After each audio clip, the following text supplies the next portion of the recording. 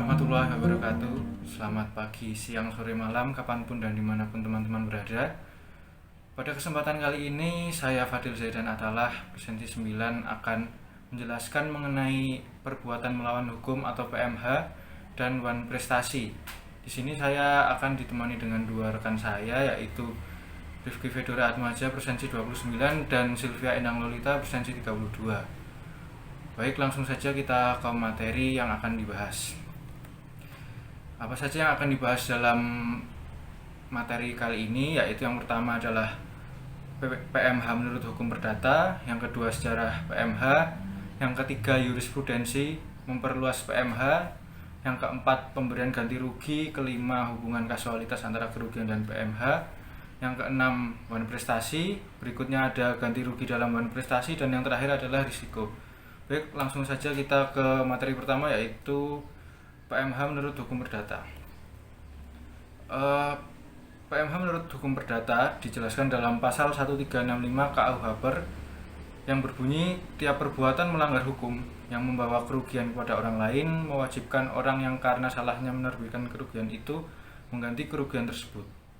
Dari bunyi pasal tersebut, maka dapat ditarik unsur-unsur PMH sebagai berikut. Yang pertama, ada perbuatan melawan hukum. Yang kedua, ada kesalahan. Yang ketiga, ada hubungan sebab akibat antara kerugian dan perbuatan. Dan yang terakhir, ada kerugian. Oke, berikutnya kita lanjut ke sub bahasan yang kedua, yaitu sejarah PMH.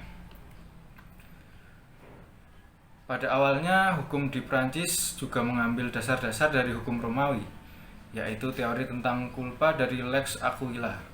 Kemudian terjadi proses generalisasi, yakni dengan berkembangnya suatu prinsip perbuatan melawan hukum yang sederhana, tapi dapat menjaring semua berupa perbuatan melawan hukum yang dirumuskan sebagai perbuatan merugikan orang lain. Nah, perbuatan ini menyebabkan orang karena salahnya menimbulkan kerugian tersebut dan harus mengganti kerugian. Rumusan tersebut kemudian diambil dan diterapkan di negeri Belanda yang kemudian oleh Belanda dibawa ke Indonesia. Rumusan seperti itu sekarang ditemukan dalam pasal 1365 KUH PER Indonesia. Rumusan perbuatan melawan hukum yang berasal dari KUH Perdata Prancis pada paruh kedua abad ke-19 banyak mempengaruhi perkembangan teori perbuatan melawan hukum atau tort versi hukum Anglo-Saxon. Perkembangan sejarah hukum tentang perbuatan melawan hukum di negeri Belanda sangat berpengaruh terhadap perkembangan di Indonesia. Karena berdasarkan asas konkordansi, kaidah hukum yang berlaku di negeri Belanda akan berlaku juga di negeri jajahannya, termasuk di Indonesia. Selanjutnya kita masuk ke sub bahasan yang ketiga, yaitu jurisprudensi memperluas PMH. Dahulu pengertian melanggar hukum ditafsirkan sangat sempit, yakni hanya sebatas tertulis saja pada undang-undang. Jadi seseorang atau badan hukum hanya bisa digugat kalau dia melanggar hukum tertulis atau undang-undang saja. Tetapi sejak tahun 1919 terdapat putusan Mahkamah Agung Belanda dalam kasus Ares Cohen Lindenbaum pada tanggal 31 Januari 1919. Kalau saya ceritakan sedikit, Ares Lindenbaum atau Cohen ini adalah suatu kasus penting yang memperluas pengertian perbuatan melawan hukum. Perkara tersebut melibatkan dua kantor percetakan yang saling bersaing, Lindenbaum dan Cohen.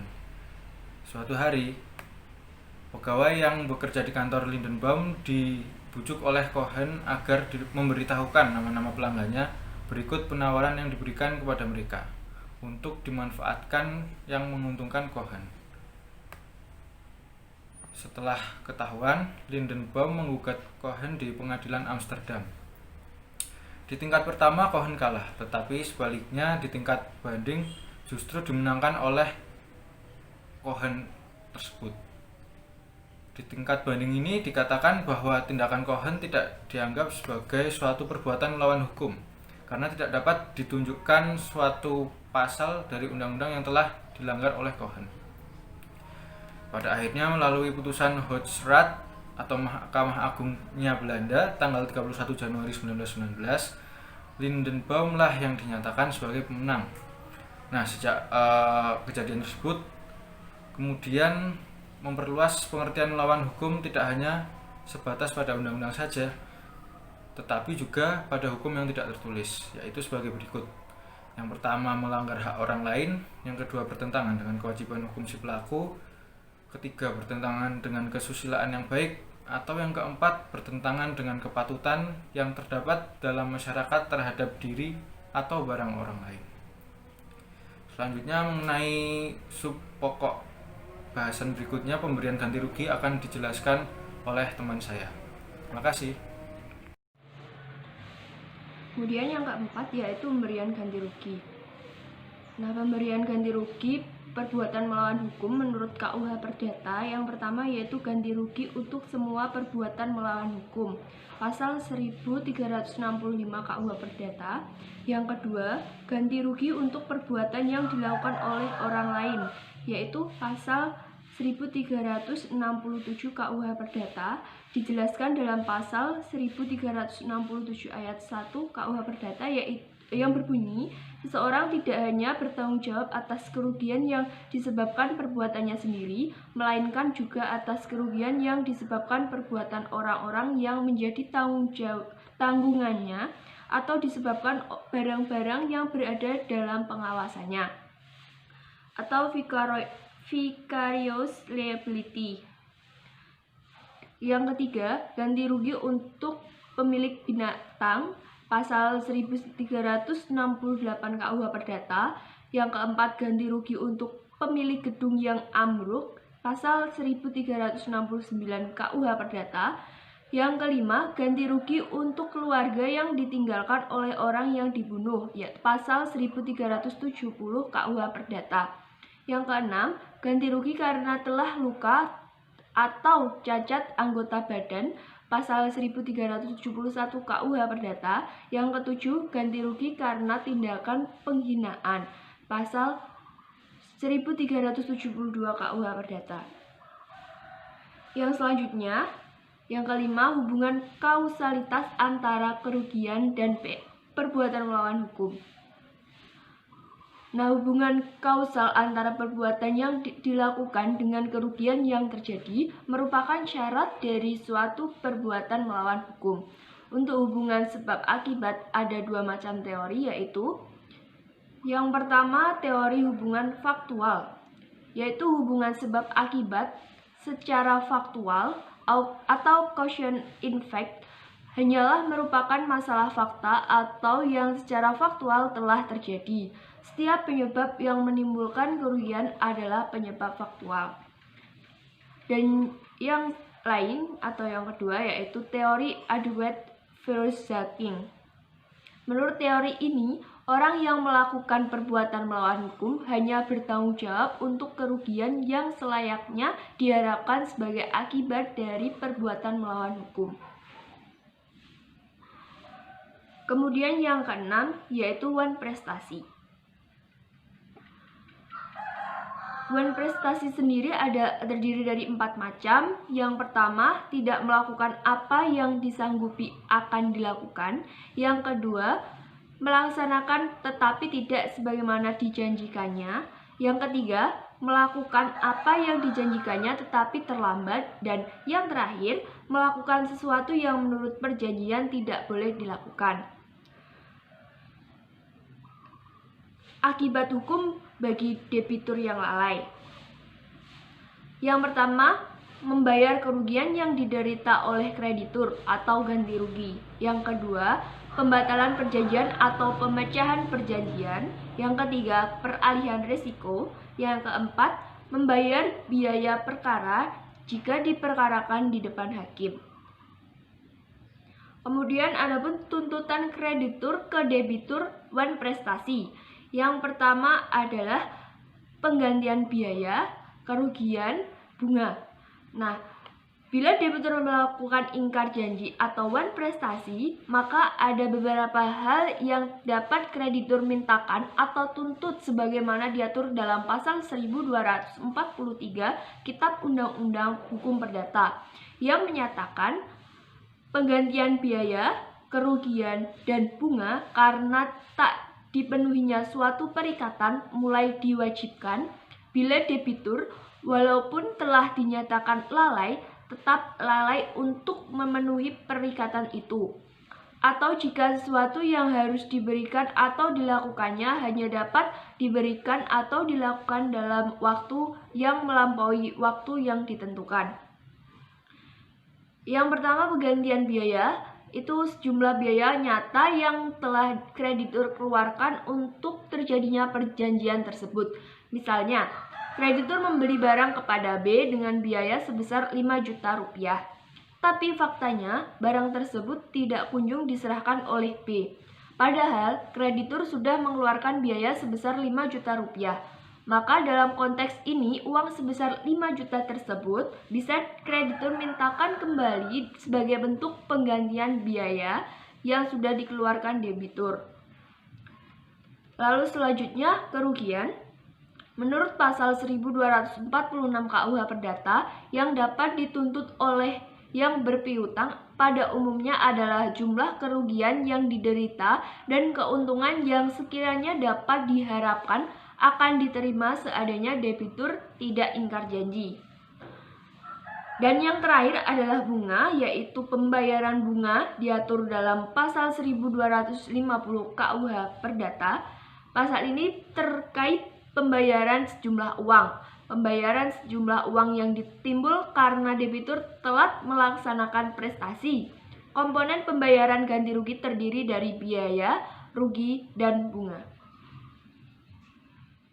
Pembelaan debitur bila dituduh atau dinyatakan wan prestasi. Yang pertama, keadaan memaksa atau overmach. Merupakan keadaan tidak dapat dipenuhinya prestasi oleh pihak debitur karena terjadi suatu peristiwa bukan karena kesalahannya. Peristiwa mana tidak dapat diketahui atau tidak dapat diduga akan terjadi pada waktu membuat perikatan. Dalam keadaan memaksa ini, debitur tidak dapat dipersalahkan karena keadaan memaksa tersebut timbul di luar kemauan dan kemampuan debitur. Yang kedua, mengajukan bahwa kreditor sendiri sebelumnya telah lalai, atau exceptio non adimpleti contractus. Menurut Ridwan Syahriani, exceptio non adimpleti contractus adalah tangkisan yang menyatakan bahwa ia atau debitur tidak dapat melaksanakan perjanjian sebagaimana mestinya. Justru karena kreditur sendiri tidak melaksanakan perjanjian itu sebagaimana mestinya, bila mana debitur selaku tergugat dapat membuktikan kebenaran tangkisannya, maka ia tidak dapat dimintakan pertanggungjawaban apa-apa atas yang telah dilaksanakannya perjanjian itu. Adapun prinsip exceptio non adimpleti contractus ini diatur dalam pasal 1478 KUH Perdata, menyebutkan bahwa si penjual tidak diwajibkan menyerahkan barangnya jika pembeli belum membayar harganya. Sedangkan si penjual tidak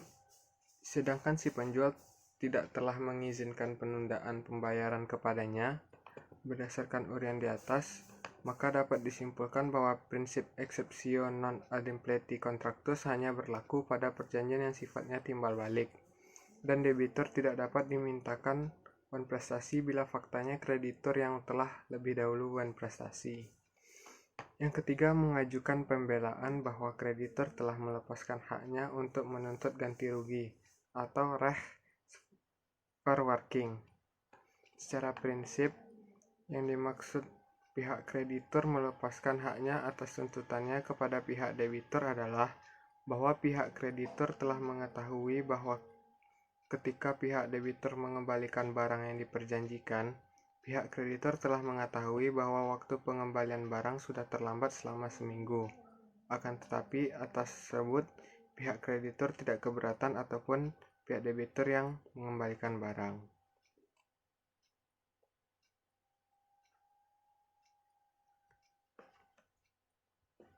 Selanjutnya, ganti rugi dalam wan prestasi. Diatur dalam buku 3 KUH Perdata mulai dari pasal 1246 sampai dengan pasal 1252 KUH Perdata. Ganti rugi karena wan prestasi adalah suatu bentuk ganti rugi yang dibebankan kepada debitur yang tidak memenuhi isi perjanjian yang telah dibuat antara kreditur dengan debitur. Ganti rugi yang dapat dituntut oleh kreditur kepada debitur adalah sebagai berikut. Yang pertama, kerugian yang telah dideritanya yaitu berupa penggantian biaya-biaya dan kerugian. Yang kedua, keuntungan yang sedianya akan diperoleh dalam pasal 1246 KUH Perdata. Ini ditunjukkan kepada bunga-bunga.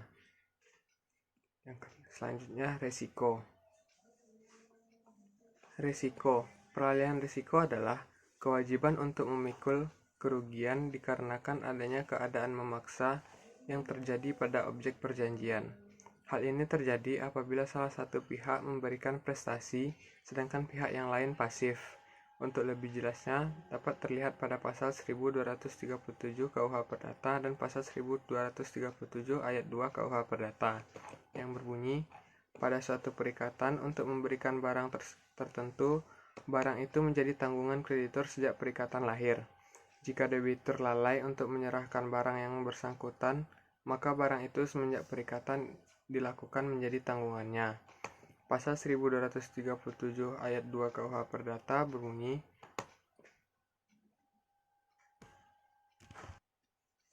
peralihan risiko kepada debitur sejak saat pasifnya wan prestasi. Perjanjian timbal balik adalah perjanjian di mana kedua pihak wajib melakukan prestasi sesuai kesepakatan yang termasuk perjanjian tersebut adalah jual beli, sewa menyewa, tukar menukar, dan sebagainya. Berdasarkan SEMA nomor 3 tahun 1963 telah dicabut pasal 1460 KUH Perdata, namun pelaksanaannya bergantung pada letak, tempat barang, dan siapa yang memusnahkan barang tersebut. Dalam hal tukar-menukar, apabila terjadi keadaan memaksa, maka pemilik barang dapat menuntut barangnya sesuai dengan pasal 1545 KUH Perdata. Sedangkan dalam jual-beli, risiko barang rusak atau musnah menjadi tanggung jawab pembeli. Sekian presentasi dari kami kelompok 11 mengenai perjanjian. Mohon maaf apabila ada kesalahan. Wabillahi taufiq wal hidayah. Assalamualaikum warahmatullahi wabarakatuh. Salam sejahtera.